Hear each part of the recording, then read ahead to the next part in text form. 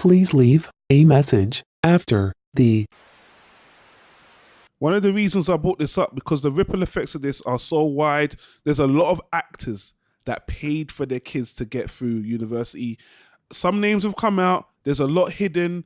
There's some YouTube stars. There's one YouTube star in particular who's the daughter of a famous actress. She went through on there. She got through and it is very catastrophic. And I know, in society, there's a lot of, I don't want to call them rich. They could always pay their way through school. And now this big scandal was showing that there's truth to that. And yeah, man, it's crazy. Joe, you know what I have to take away from that? $500,000 to send your kid to what college you want. I mean, that better be pretty fucking important to their career. I mean, there's status to it as well. They want their kids to be known that they own money. They want their kids to go to a great school. They got the money, so why not just make their kids look great? I mean, it's a reflection upon them as well, right? I mean, I know I'm being a bit more obtuse about it, but maybe the students want the grades, maybe the parents want the students to look good. But if they can just pay for that shit, I mean, it's disgusting. And obviously, they're taking place from people that genuinely would be skilled and qualified to do it. They're taking those places, which is horrible as well. But yeah, it's I mean, you want my honest opinion? I actually don't think money and education go together at all. Like there should be no monetization of knowledge. That's something that's holding back everybody, not just my country, not your country, just the whole world.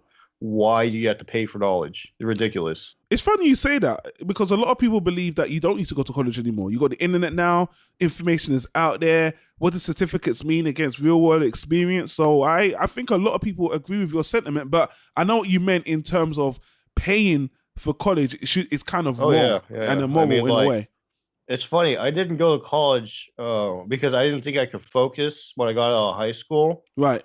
And I mean, like, all you ever hear about is my generation being strangled by their student debts, the student loan debts. Yeah. So inadvertently, I guess I saved myself from that. Yeah. But it's ridiculous though. I mean, wow. It affects people that I wouldn't even imagine, like a YouTube star. That's kind of crazy. Yeah, and I know this hits a lot of minority. There's a lot of minority groups that are very upset about this in particular because, again, the rich and the wealthy are mostly white in America, so they're just seen another reason they look down and frown upon, and they've been cheated out of education, out of a future. And I agree, but this doesn't surprise me. Oh, no, not at all. And here's the thing, it's not just the middleman. There was someone facilitating this, but also in the university, a lot of the admins were paid to look at the other way as well. So there's corruption in so many facets.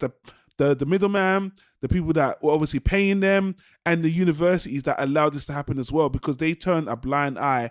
So this is going to be, it's a very, very big scandal. It's going to be interesting to see the ripple effects and how they're going to try to make up for it, because people have graduated. People are already, in jobs, in careers. They're done with it and they're on with their life. Yeah, they've won already. But they participated in it, yeah. Exactly. So then obviously they can get their names smeared, but we'll see how far it would go, because as we just heard in the clip, they're going to take it about a case-by-case basis. So before we leave, what do you think they should do? Do you think that's the right way to do it?